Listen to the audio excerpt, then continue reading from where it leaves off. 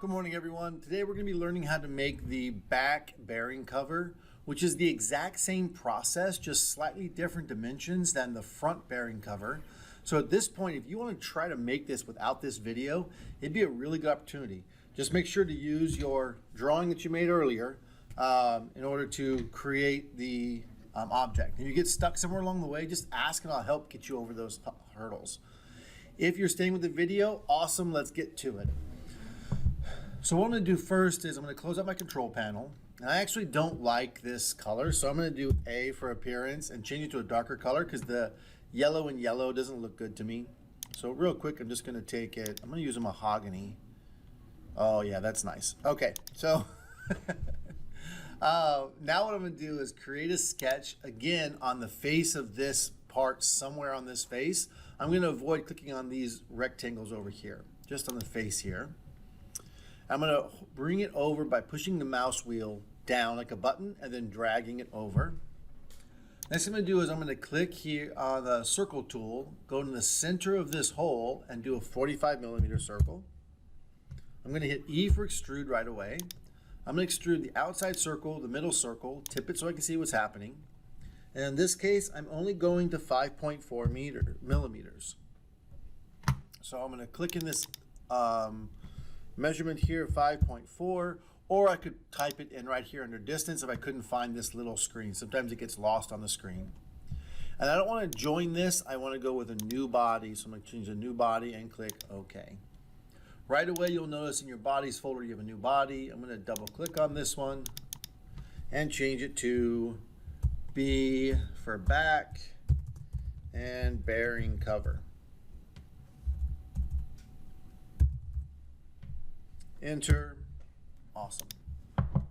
And now I'm going to put a bevel on it. So I'm going to choose the modify and chamfer. And I'm going to click on this outside circle that I'm going to chamfer. I'm going to put a 2mm chamfer on that. Now I'm going to click on the surface of it. And notice how it like switched me back to the center of my drawing. So now I've got to zoom out a little bit and then hold the wheel down and then scooch it over and zoom back in on it. It's just a nuisance that it does that. I wish it wouldn't. All right, next thing I'm going to do is I'm going to do P for project, and I want to get this outside circle onto my drawing. So I'm going to click there and click OK. And now you can see I've got that purple outside drawn on there. And I'm going to actually hide the outside panel because it's really distracting to have it popping like that. Now I'm going to grab a circle and just put it anywhere in the middle here and just 10 millimeters. Except that's a 1mm, 10 millimeters, enter. And now I'm going to do the same thing as before. I'm going to do the tangent tool, click on the smaller circle and then the outside circle way out here. That'll snap them together so they're barely touching each other. And then I'm going to take a construction line and drag it from the center of this circle to the center of this circle and then escape to get out of the line tool. I'm going to grab the horizontal vertical constraint here. I'm going to click on this, which is going to snap that line to vertical. And then it's going to do a quick create circular pattern. I want to pattern this circle. And then the center point is here of my pattern. And I want 3 of them. I could choose more if I wanted to, but I only need 3. And click OK. I'm going to go ahead and extrude this, E for extrude. I'm going to click all of these parts to extrude. Tip it so I can see what's happening. Right now it's pointing forward, so I know I'm going to need a negative value here. So over here in the distance, I'm going to put in a -2, the same as my bevel, or the chamfer. Awesome. That's that part. Now I'm going to come back to the front, so I'm going to hit the home button here. And I'm actually going to turn off the other bearing. And when I do that, now when I hit home, it'll center me on that one thing that's left. Click on the right side view here, that'll square me up. I'm going to create a sketch on the bottom of this thing here. And again, it shot me back to the center, so I got to zoom back over and come to this one. And then I'm going to do project. I'm going to project the shape of these other 2 onto here and click OK.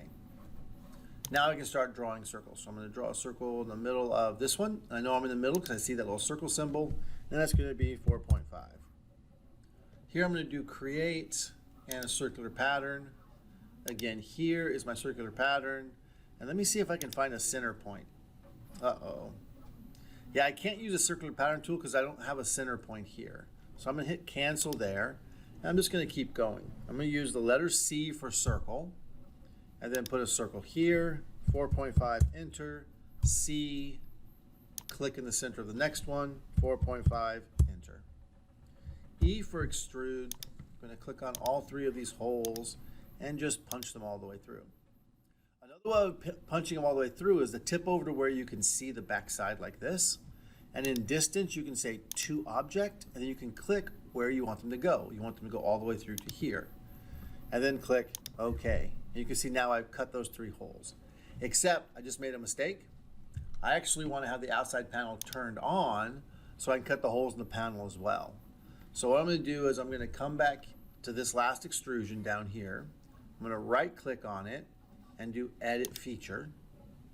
And I actually want the two objects. So here's the object I'm extruding to. I'm going to get rid of that. And I'm going to click on this face instead.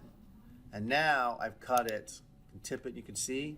I'm going to be cutting it all the way through now, hopefully. And then click OK for the cut. And, oh, that did not work. All right, let's go back and, at this point, if it doesn't work after doing that, I know it's wrong, but I don't want to show it to you. It's kind of complicated. I'm just going to Control Z until this last extrusion disappears. Control Z, Control Z. There it is. Now it's gone. Finish sketch. And now I'm going to E for extrude. And before I extrude, I'm going to turn the outside panel back on. And now I'm going to extrude it all the way through. And then for distance here, I'm going to say all the way through and click OK. Awesome. Now I have those three holes. I have my bearing. I just need to change the color of it. So I'm going to do A for appearance. And I'm going to drop my yellow color onto there. Turn my front bearing back on. Close. And whoops, turn my front bearing back on. And this is our first stopping point. You're going to do some 3D printing now. So good luck, have fun, and we'll see you soon.